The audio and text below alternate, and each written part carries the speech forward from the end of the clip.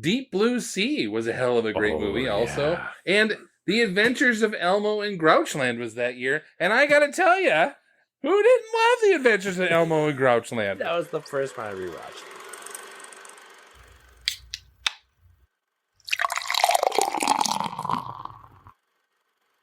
Stand by, going to air. Stand by, film. Five, Stand by music. 4, Stand by announce. 3, 2, 1. And fade up. All aboard!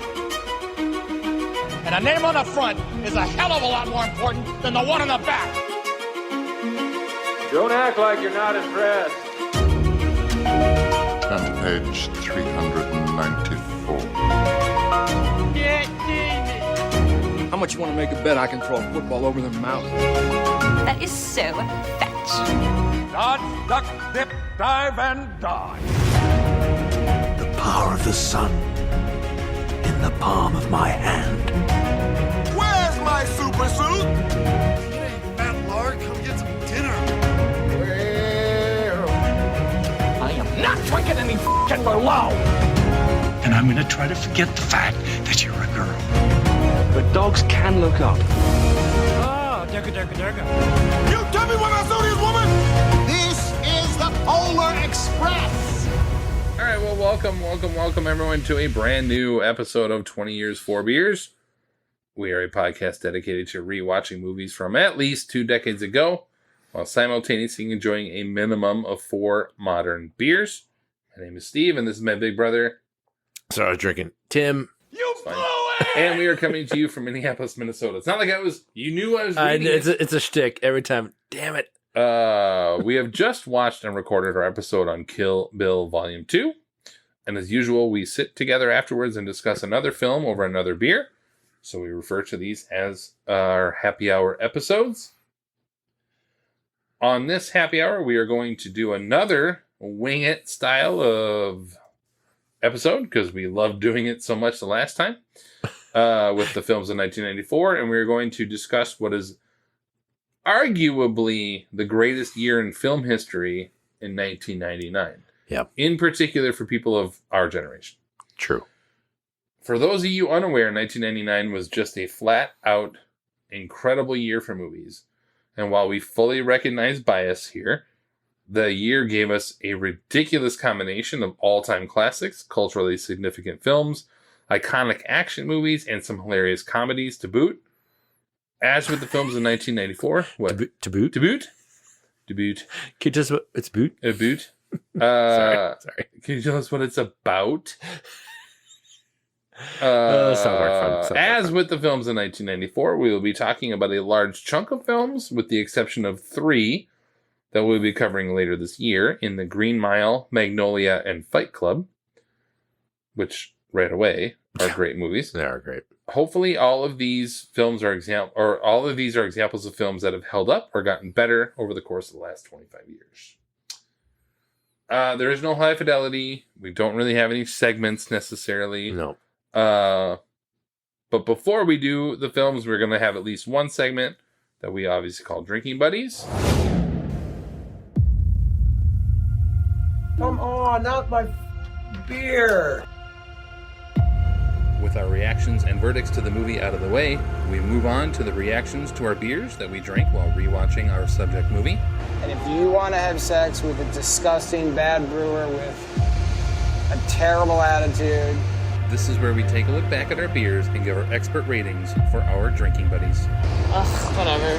Hey, here's the truth. This is Drinking Buddies. Let's get weird. So, Tim, what do we have for this episode? So I saw this in the store and I was like, you know what? Speaking of 1999, Yeah.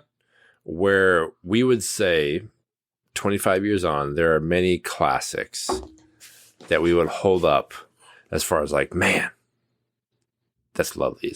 I didn't drink in 1999, but okay. Yeah, I started to. Uh-huh. Basically, I'm like, let's give it a shot. So Dangerous Man Brewing out of Minneapolis, they're the classic West Coast IPA that has 6 different types of hops and all these different malts they list, which is great. But have never tried it. Yeah. Give it a shot. It's fine. It's what Dangerous Man is. Like it's fine.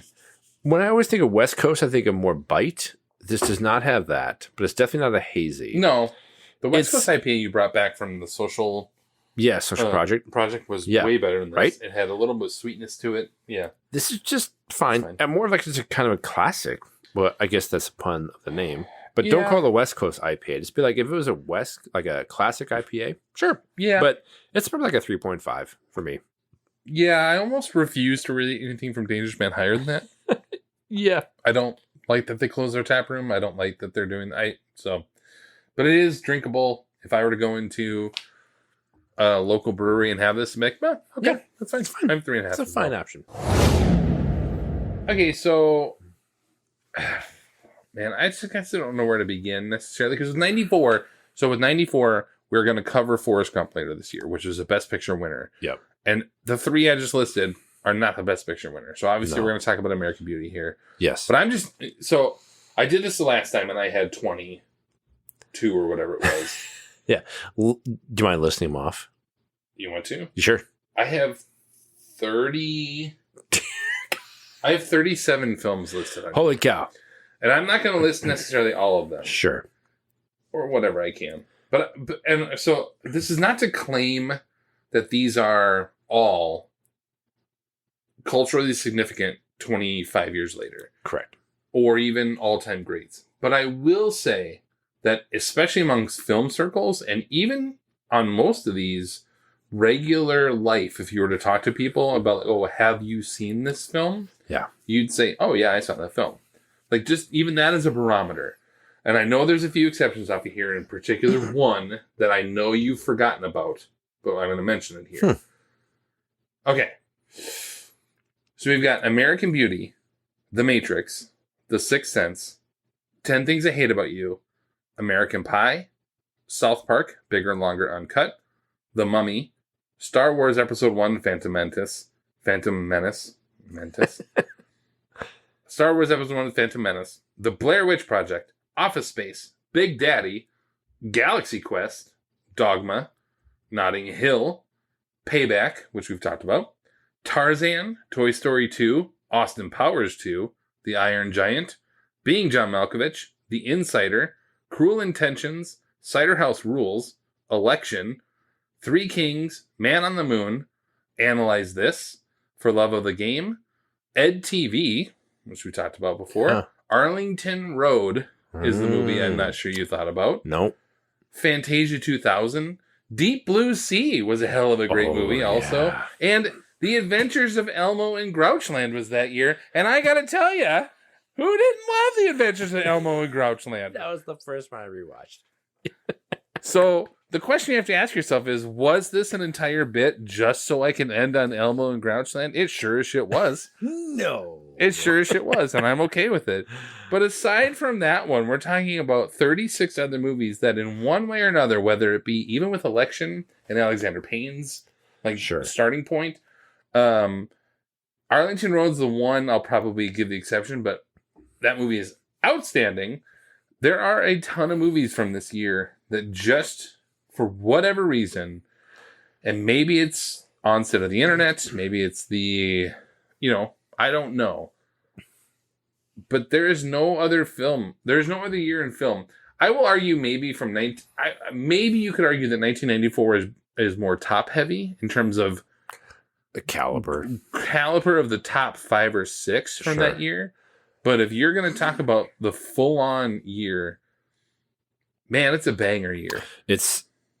I'm glad you mentioned that because like looking through like which ones I would want to rewatch, I was like, I can't do them all. No. But I was like, okay, I'm gonna choose 6 of them. But okay, all right. So I'm curious. I did 6, but I agree. I was like, oh damn it! Like I would love to. Oh yeah, damn it! And that one. And oh god, I feel like I could talk about almost all of these simply because I've watched them relatively recently. Sure. The Insider, if I really had more time, I would have gone back and found. That was one I was like, well, I watched it similar to. I had it on here, right? Did I have it? Yeah, you listed it. Oh, and I also had Three Kings. Because if you remember, Three Kings and Insider were ones that I watched as test when we were Audiences? starting this process. Oh yeah, do you remember that? Yeah. So the Insider and Three Kings were ones that and so when I did the one where I had like the Rain of Fire one. The Rain of Fire, I also had Three Kings and Insider recorded, Yes. and I just didn't go back and listen to them to bring them in here. But to that point, so I watched the Insider more recently, but most of these I could talk about now. But I did rewatch some of them. For what it's worth, I think back to that year had, I think, my favorite day of mass movie watching, where I was on fall break and I went with a bunch of friends and we saw in one day 4 movies. Mm-hmm. It was Deep Blue Sea. Love it. As it is, it's fantastic. Unapologetically, I love It's so that great. movie. Yeah. Three Kings, Love it. American Beauty, Mhm. and Fight Club. Yep. And I think in hindsight, being like, I don't know that I can have a better day Mm. of one fell swoop. No. Such incredible films together. Yeah. So the next day we went back and watched Fight Club again. Sure. So we'll talk about that later this year. But Yeah. that was like, I still have a visceral memory of seeing like those 4 movies. And that list I just listed didn't include Fight Club, Green Mile, or Yes, Magnolia. So it's Yes. kind of like, okay. Okay, so what would you like to start off with? I watched, well, it's maybe because we Yeah, what did have you talked watch? about it in terms of other podcasts, rewatched The Matrix. Okay. Which I think back to when I saw it that spring in college, mind blown. Yep. I will say watching it again, and it's been a while, it takes its time to build the world. Uh-huh. It's not bad. But man, once it ramps up, Yeah. it is still fan-freaking-tastic. Unquestionably. Yeah. Like the sequences they have, game-changing and mind-blowing, were almost like, aside from the violence, I truly was like, I can't wait to watch these with the kids. Yeah. I've been begging they love Roblox my kid and all to these watch it games. with I'm me. like, He won't do it yet. like it'd be so cool, but like it's probably pretty intense. But it totally holds up, and I love like the bullet time. Yep. That they introduced. So it was really great watching again through that lens of being like, holy shit, this movie is like a landmark movie. Yeah, The Matrix is a top 5 sci-fi film of all time for me, and it will probably good. not be unseated. I'm really tired of having to have the argument about Blade Runner with people. That movie can go fuck itself. It's I'm tired terrible. of it. I'm tired of it. Yes. I'm tired of it. Yes. So Blade Runner was what, 84, 85? I think so, yeah. Which means that 15 years later, The Matrix was released. When we saw Blade Runner for the first time was probably 15 years after it came out. Yes. I'm watching The Matrix 25 years later, and it is, and I understand technologically speaking, things change. I get that. I'm not talking about Blade Runner from a technological standpoint. No. I'm talking about Blade Runner from a story standpoint. Yes. It's just not interesting. I don't like it. I respect it. I don't like it. I'm tired of that argument. It's so boring. I would put The Matrix up against almost any other sci-fi film. Yeah. Love it. It is, not only does it visually hold up, but one of the things they do so well is that it is CGI. There's a ton of CGI in it, for sure. But man, they go out of their way to try and do as much as they possibly can. In particular, the lobby shootout scenes. Yes. They go out of their way to make running it up look walls. yes, because it's real. They really did that, and that's where I just am like that. It sets itself apart. Is it from a story standpoint? Yeah, it's a Messiah story, and you know what I mean. We've got that, and it owes that probably to Dune, and also I guess the Bible. But like, I guess like I get that part, but boy. And the best marketing campaign that's probably ever existed back then. Yes. That's another part of that story. But The Matrix itself, the movie itself, is still relevant today. People still reference it today. And we're 25 years on, and it's not going anywhere. And it's spawned now 3 sequels, and it's so good. But what I forgot about watching the other movies after is it doesn't have a character that's been, released, if you will, who is regretting that. And I forgot how great the Cypher character is, where he comes back to be like, he's that issue where it's all gonna be great. He's like, no, I don't like this. I want to go back. And that tension that exists when Neo's first experience coming into the Matrix to meet the Oracle, Mhm. and you're like, oh shit, it's like this ticking time bomb if it's going to go sideways. So fantastic from a story standpoint. Like, yeah, god damn it, so good. What'd you watch? Oh, I was just gonna let you. Okay, all right. No, that's it. Obviously, The Matrix. I watched. It's kind of hard to like pick what one to watch. I mean, I watched quite a few of them. So, movie I want to actually bring up first because I actually view this as one of my favorite comedies of all time. Y'all, Galaxy Quest is outstanding. Like, I think Galaxy Quest is an underappreciated film. And I don't know, you probably been a long time since you watched it. I've actually don't think I've ever seen the whole thing. Dude, I love that movie. I need to see it. I remember it because it was I think it came out like January 1st of that year. Or like it might actually come out technically January 1st of 2000. Sure. But then it was released a couple weeks earlier or whatever, so its release date is 99. I love it because it tells like, so I think there's two types of comedies, right? Or two types of great comedies. There's like slapstick comedies and then comedies that tell you a story. Sure. Right. And so like, yeah. Or like over the top comedies or whatever you want to call it, you know, maybe not slapstick because we'll talk about South Park in a little bit. But tell me a story. And Galaxy Quest to me, it takes the world of these conventions, and they were these Star Trek conventions and these, you know, and it turns it on its head. And you've got, Tim Allen's in there, Sigourney Weaver's in there, but you've got Alan Rickman in his great role. Tony Shalhoub is outstanding in it. And then you also have a young, Sam Rockwell. Sam Rockwell's in it, and he's hilarious in it. And the story's great. Like it's this, you know, I don't know if you're familiar with it or whatever, but it's these Star Trek characters, who then that obviously got beamed into space, and these space aliens have deemed this to be real, and they come get them to be their saviors. And they have modeled their entire existence off of this show. That's a great premise. And then it's a great premise because then at what point that obviously has to fail. And, you know, I mean, these aliens have to learn that this is not the case. You know, I have a love for Galaxy Quest. I would recommend anyone to see it. And that's why I put it up high on this list. Nice. It's not the best movie of that year. Sure. But it is one that people don't talk about in terms of great comedies, and I would put it up there.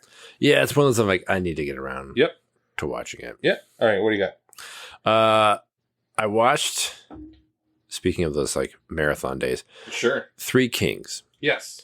That I think, and I believe Green Mile was up for Best Picture. It was. Yeah. Yep. And I love me some good Stephen King prison drama. Don't get me wrong. Yeah. But I truly think there's a bit of a disservice to the Three Kings movie where I don't know we knew what we were experiencing when it came out. Yeah. In terms of the story that it was telling around the first Iraq war. Yeah. Because you think about the movies of like the 70s that were a commentary on Vietnam, that were all the rage with Oscar nominations and wins and like Deer Hunter and these kind of things.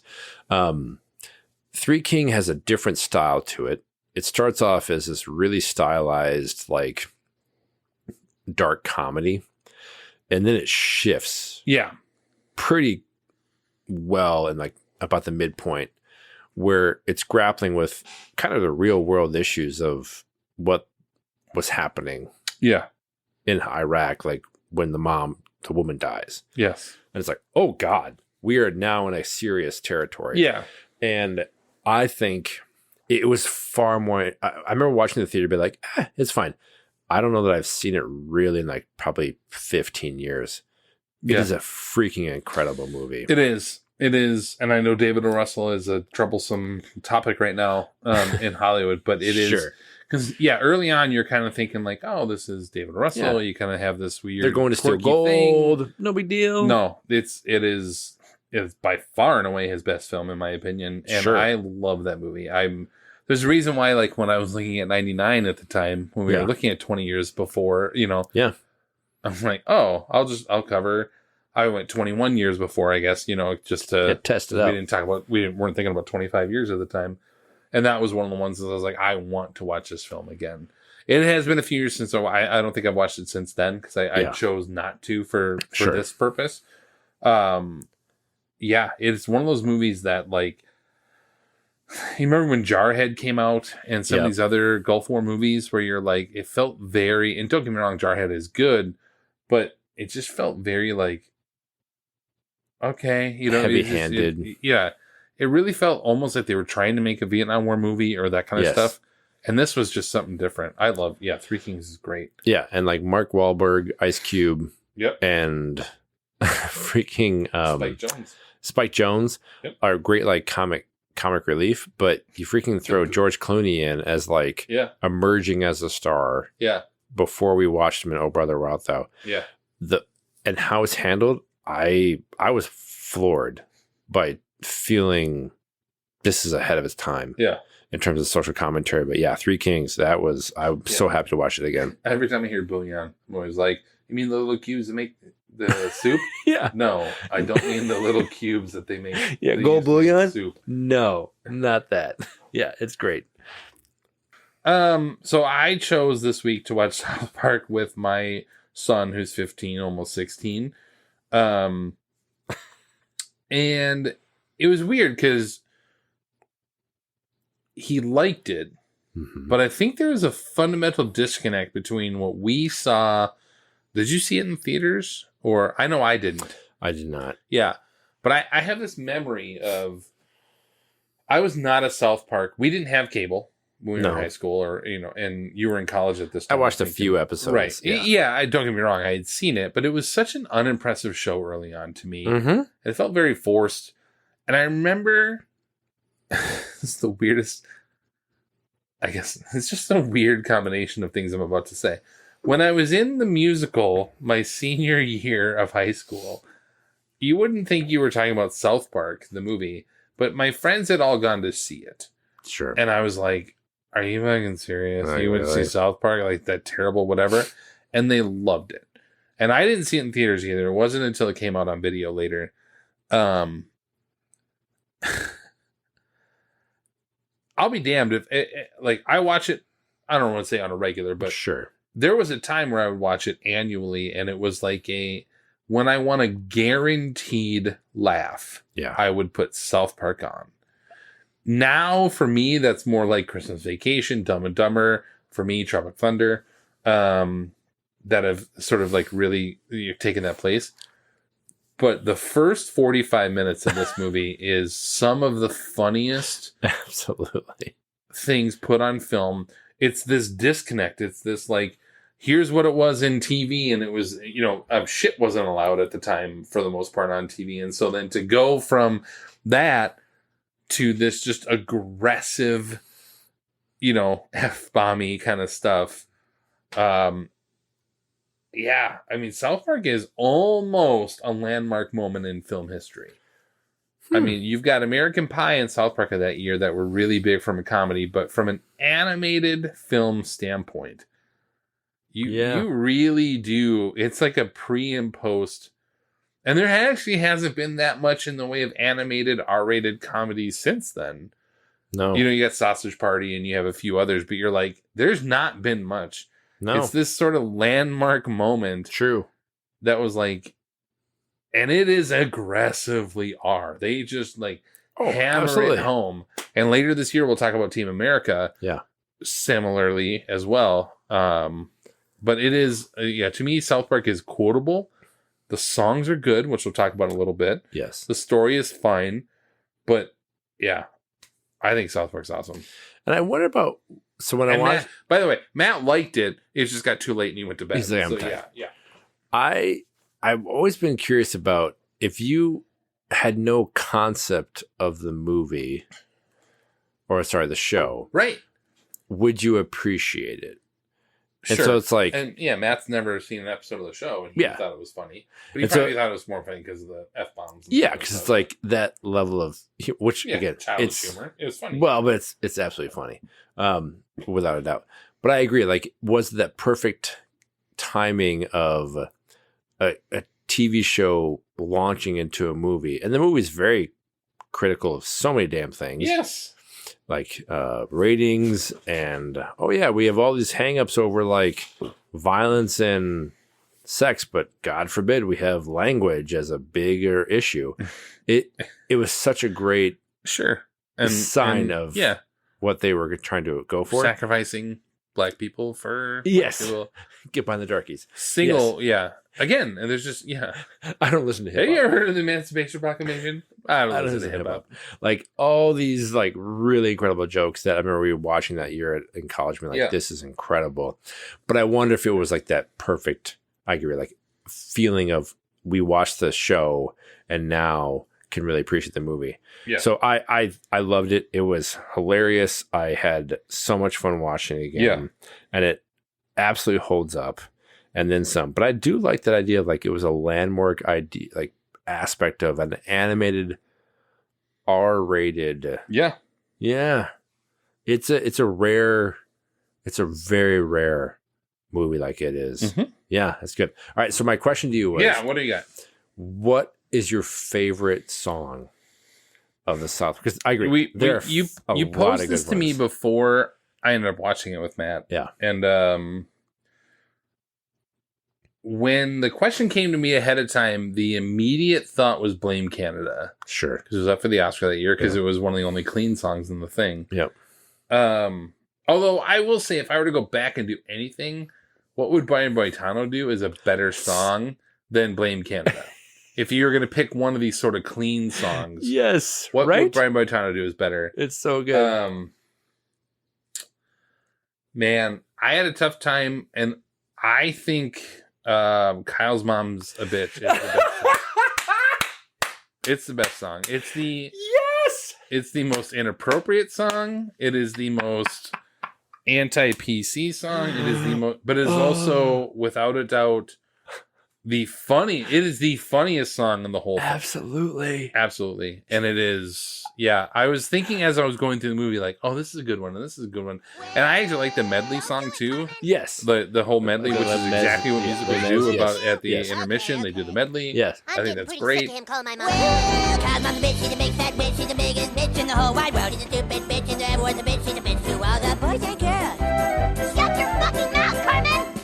On Monday she's a bitch, on Tuesday she's a bitch, and Wednesday to Saturday she's a bitch. Then on Sunday, just to be different, she's a super king, Kamehameha, bitch.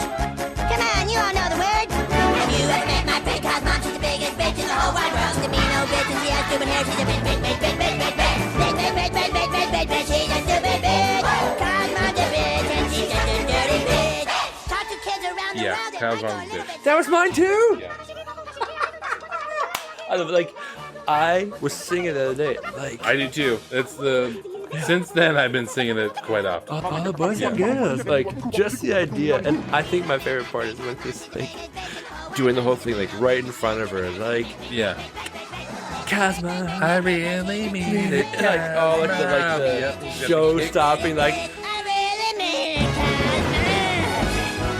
She's a big fat fucking bitch. Big old fat fucking bitch, Cosmo. big man, come on. Yeah, and Like- she's standing right behind it. Yes. Oh, shit. Like that song. Oh my god, I'm so glad I mentioned that because I agree. Like Uncle Effer It's is great. Yeah. full on. Yeah, like, Matt oh, laughed this out loud is at the that movie. one. Like, Yep. and like the clogging thing. Like it's. But Kyle's Mom's a bitch is so. Yep. That's good. There's no pivot. No, from this. how do you pivot from Kyle's mom being a bitch to what do you got?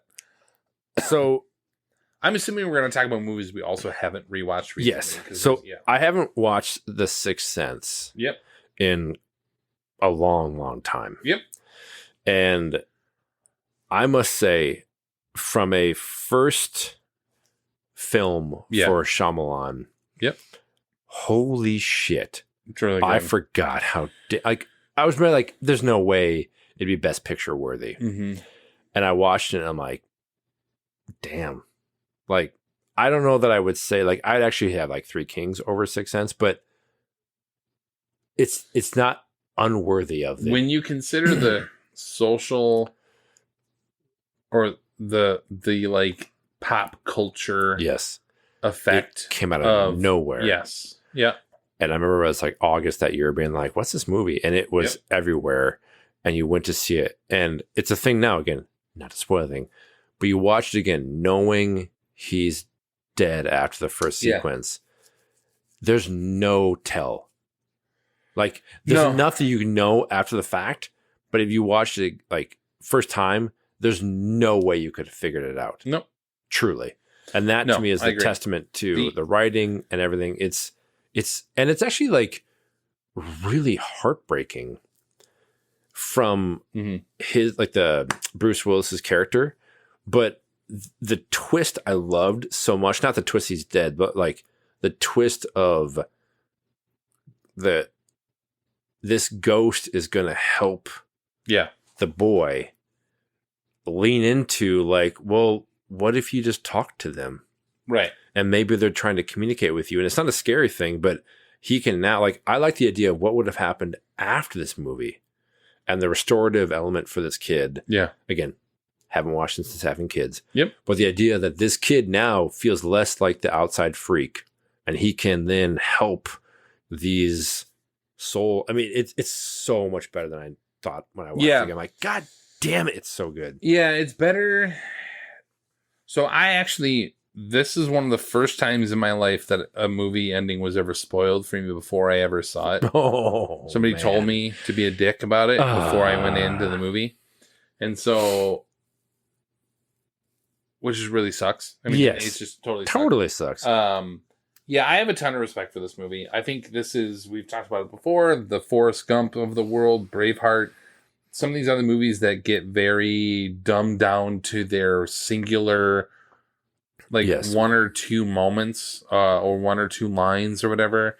And The Sixth Sense is way more than the twist at the end. Absolutely. First of all, just get out of the way. The scene between him and his mom in the car when he finally reveals, like, and she, like, that to me is an all-time great scene. It is just sobbing. It's just truly sobbing. Yep, and she's so good in it. Right, Toni I Collette. think she was. Oh my she was God. up for the Oscar, I think, for supporting in that year. And and Haley Joel is so good. Yeah, like, to the point. Yeah. So I will say, he did Split and Glass after Unbreakable. How good would a follow up? Yes. Haley Joel Osment's still around. He's in Hollywood. Yes. It'd be like, how interesting would it be to have him as a lead in some sort of follow up to The Sixth Sense? Yeah, I think it would be really interesting to see what happened to him. A la even if you were to look Ghostbusters Afterlife, where he's just at the beginning and he dies and then he kind of comes back as a ghost or something and finds somebody. I don't know. You could do some really cool stuff with that. That'd be cool. Yeah, I agree. but anyway, I think The Sixth Sense is a perfect example of a movie that became a pop culture moment, and so then everyone just assumed it was either not bad, but like it was just all it was this moment of I see dead people and this kind of stuff. No, it is way better than it is. It is. I mean, I guess you could argue it's M. Night's best, but it's top 3 with Unbreakable Village and Sixth Sense. But yeah, I don't know. I really love The Sixth Sense. It is nowhere near what it got dumbed down to over the years. I was far more dismissive of it. Yeah. And then watched it again. I'm like, oh, I was so wrong. Yeah. Good. If you're going to put it over another film, you want to talk about, like, maybe you would put Three Kings over there. Sure. I'd put Three Kings and Sixth Sense over Cider House Rules. Yeah. I from give that that year. Yeah. Like, if you're going to pick out of 5. True. Yeah. Which I did not watch it for this. We're not. I mentioned it solely because it won Oscars, but that's the extent we're going to talk about it. Yes. I mean, we haven't mentioned it yet, but we'll talk about American Beauty. Yep. Did you watch it? I did. Okay. To this day, I still don't think it's the best movie that year. It just wasn't the best movie that year, in my opinion. But I remember at the time being very blown away by the movie. Sure. Like, I couldn't think of another movie like this. Like, It felt very like if they took ordinary people and made it even darker or whatever. Like, far more cynical. Right. And Yes. But that doesn't mean it didn't deserve Best Picture. I think it was one of the better movies of the year. I think it was one of the best. Sure was up. Kevin Spacey is outstanding. Annette Bening is also outstanding. And I get really frustrated that now we get Annette Bening up for Nyad, which is not a great film, and she's fine in it. But Annette Bening has become this sort of caricature of we'll nominate her and she won't win, and we'll nominate her and this kind of stuff. Boy, she was outstanding in this movie. Yes. And don't get me wrong, in '99 that was it Hilary Swank? Hilary For Swank. Boys Don't Cry, Boys Don't which Cry. I also didn't mention. But Hilary Swank's great in that. She objectively is really great in Boys Don't Cry. Yep. But yeah, I look back at this movie more so as the Annette Bening was robbed kind of a scenario. Yes. But there's no denying Kevin Spacey, for all of his faults, is outstanding in this movie. Yep. Chris Cooper is outstanding as the neighbor. Yes. The mood of this movie, the music of the movie, it's so good. But I always have a hard time recommending people watch American Beauty. Right. I think it's another one that also got a little parodied over the few years after that with the This Is Beauty, or with the bag. The bag. And beautiful that kind of stuff. And Wes Studi. What? No, that's an Indian. What? That's Native American. Yeah. Wes Bentley. Wes Bentley. You know, he was fine in this. Yeah. But the adult characters are really what... I mean, to this day, I will say, when people ask me if I have a minute on Teams, I respond to them, for you, Brad, I've got 5. I've got 5. And they have no idea what I'm talking about. But to this day on Teams, I'm always like, for you, Brad, I've got 5. So anyway, I do love the movie. It's one of those I don't know I don't know how else to talk about American Beauty. To that element I had mentioned before, seeing it in the theater all in one day. Seeing it. I remember seeing it. I saw it. Yeah, and out in Waconia with my college friends. I saw it and I said, "That's going to win Best Picture." Mm-hmm. I knew it right then. Yeah, I remember driving home. It felt different. It did feel yeah. It was. Now we talk about algorithms, and I don't want to have that be a criticism of. Was it Alan Bald's screenplay? Yeah. Or Sam Mendes direction. Everything about it was. Yeah, and Conrad Hall was the yes cinematographer, I think, right? It was next level, beautiful, great story. I remember seeing it being that's going to win, because it just felt perfect, all hitting all the right things to win, especially at the time, across the board. Yeah. So yes, watching again, and I haven't seen it in probably 15 years. Mm-hmm. Kevin Spacey, well earned Oscar. Say nothing of his awfulness. Yep. Annette Bening, I do feel and I remember watching Boys Don't Cry and thinking, I'm happy I saw it, and I never will watch it again. Yep. Swank is great, but Benning's facade cracking under all these things.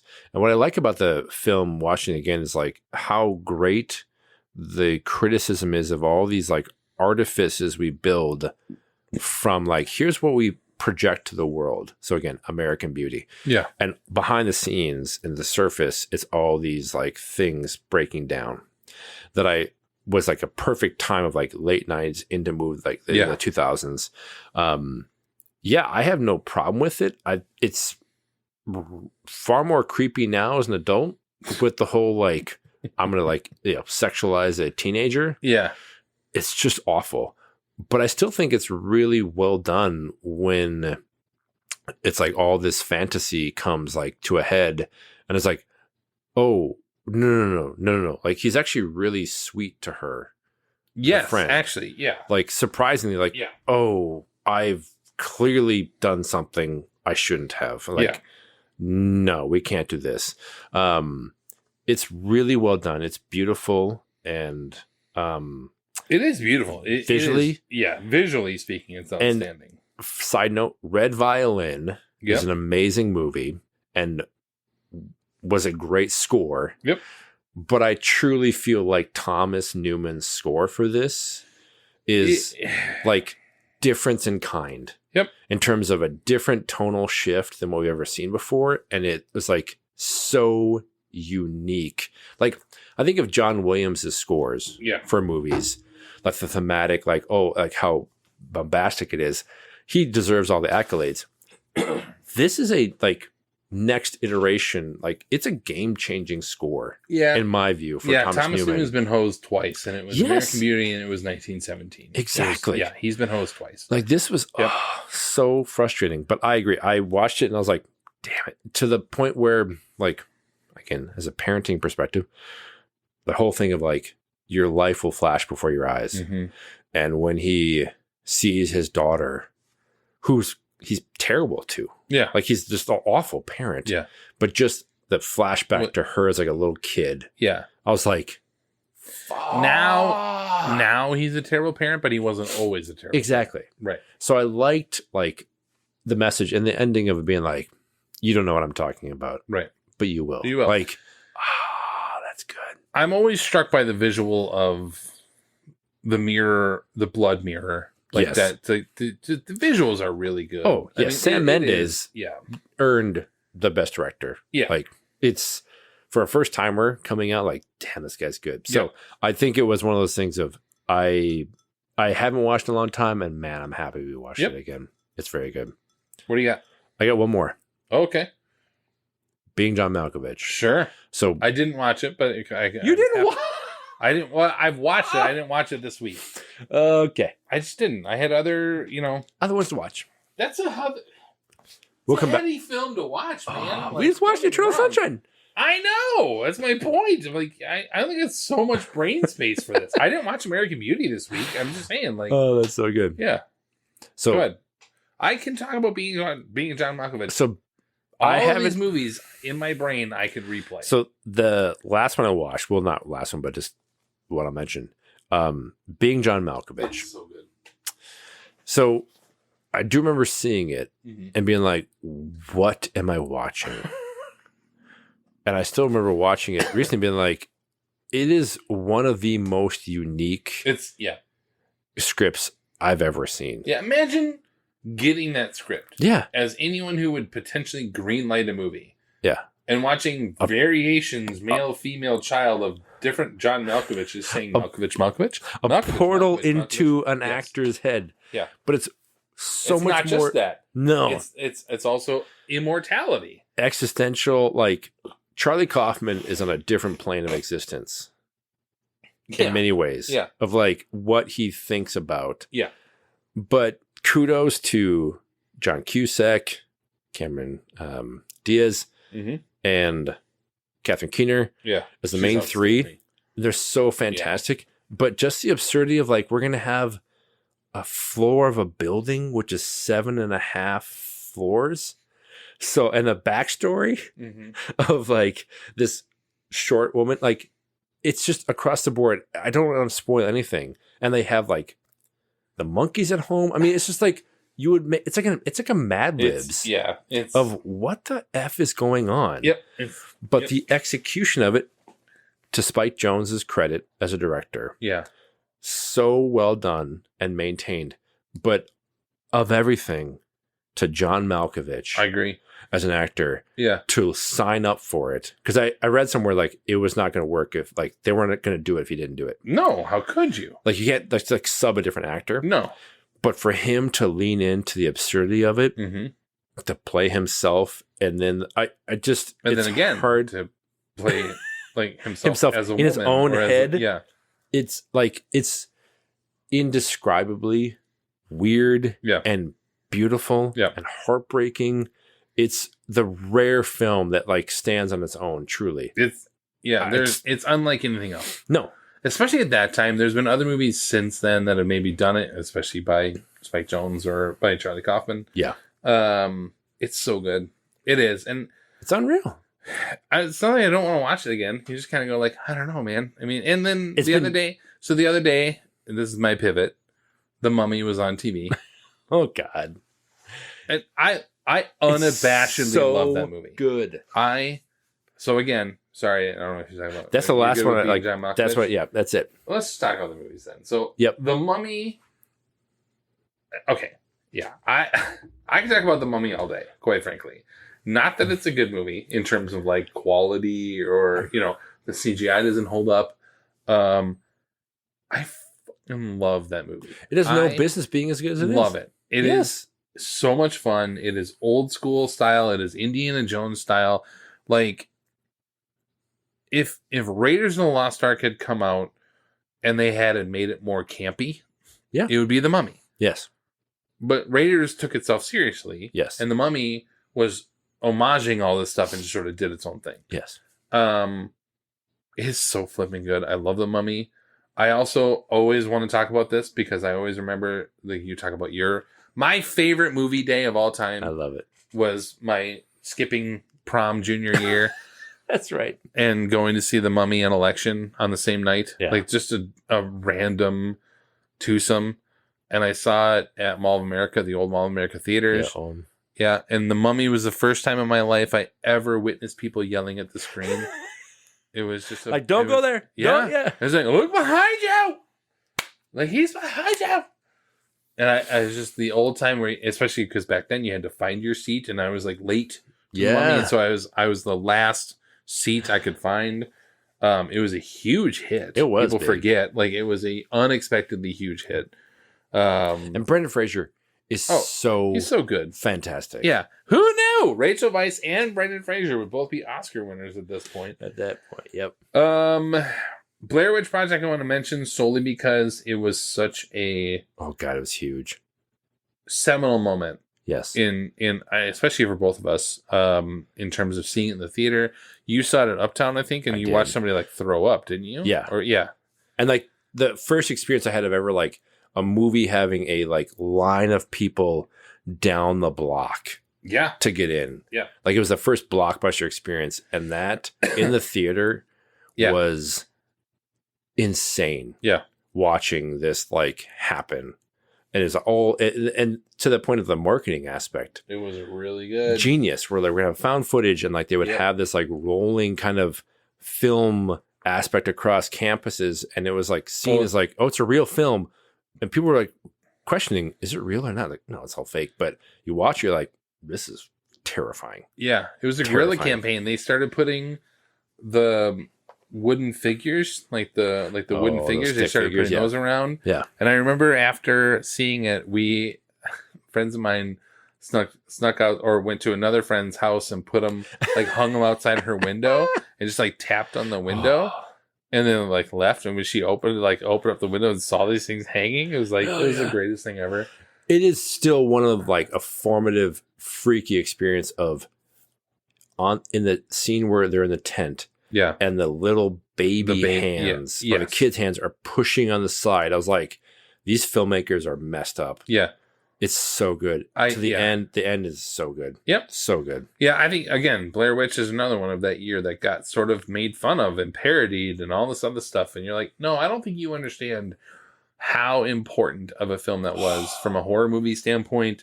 Scared the shit out of me. I started watching it this week and I stopped it. I was like, I can't watch it. I can't do it. I can't bring myself to do it. I saw it 4 times in that theater. It was so good. And it's so good. Yeah, another movie, you know the ending and you're like, this is really good. Love it. I want to mention briefly, comedies like 10 Things I Hate About You have gotten better over the years. Sure. Just outstanding. It's just gotten funnier and funnier. Yep. In particular because it's based off of Taming the Shrew. Yep. American Pie, I want to mention. Right.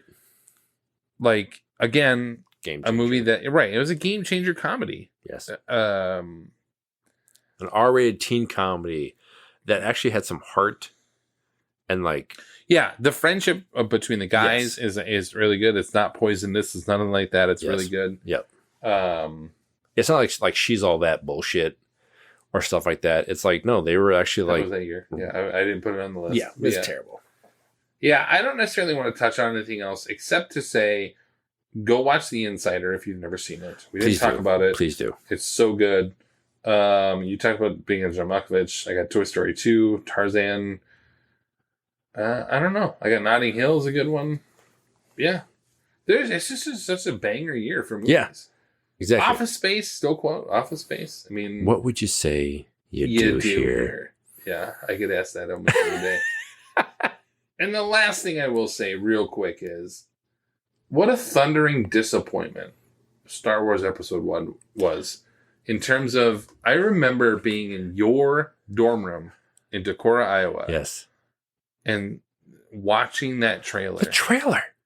And like unreal. The bots coming over the hill. And it was the just mist. It was like we thought it was going to be the greatest thing that has ever happened in the history of cinema. And it was like, it is to this day, one of the most disappointing experiences. Massive disappointment, yes. Now, it was fun to go on opening weekend and all that stuff. But my God, Episode 1, it just wasn't good. No. And so for all of you Disney fanatics out there who are shitting all over more recent Star Wars, yes, George Lucas is the reason why Star Wars sucks now. Yeah. I hate to break it to you, folks. Like, he's the reason, because those prequels were terrible. Although I think next year we probably will cover Revenge of the Sith. Yeah. But beyond that, you're just like, those first two prequels were not good. And like, no one's like, hey, Jar Jar Binks is pretty racist, man. Yeah, yeah. Like the caricature you're going for, yeah, you probably don't want to do that. that. To the point where in South Park, they make fun of it. No. With you said people gonna die? Yes. Like, exactly. It is so racist that even South Park realized immediately the same fucking year this came out, by the way, that it was blatantly racist. Yeah. Like 2 months after, we got to add this in. You knew it was there. Yes. Like, that's how racist it was. I forget. It was such a disappointment. We're like, this is terrible. The freaking story of Anakin, how he became Darth Vader? And we're like, oh, this is bad. Whatever. As long as your metachlorians are high, it's fine. Right? Okay. So they dismiss the entire freaking, like, force element to, like, science? Yeah. Oh. George Lucas, you suck. Yeah, take it on faith. Oh, but if you don't take it on faith, here's a scientific reason. Yeah. Here's a scanner. Yeah. Off the charts, you dumb MF. Anyway, so yeah, it was a great year. It was an overall great year, and I'm looking forward to later this year when we're talking about 94 and 99 in 6 great films. Oh, God. So it'll be really interesting to see what happens. All right, well, that brings us to the end of our happy hour episode on the films of 1999 so far. With 3 more to come later this year. Make sure to go back and listen to our recent episodes on your favorite streaming platforms. Watch out for upcoming episodes on Spider-Man 2 and Garden State in some various order. Capacity. We'll have to figure out how we're going to do that from our special episode. Our 100th episode will be coming up as well. We want to say thank you for taking the time to listen and for clicking that like or subscribe button on your devices. Find us on the internet via the metaverse of Facebook, Instagram, and Threads. And head to 20years4beers.com for all things 20/4. This has been 20 Years 4 Beers. My name is Steve. I'm Tim. And thanks for listening. Thank you. What a thundering disappointment. That movie can go fuck itself. I'm tired of it. We just watched Eternal Sunshine. I know. That's my point. Like, I was like, look behind you. It sure as shit was, and I'm okay with it.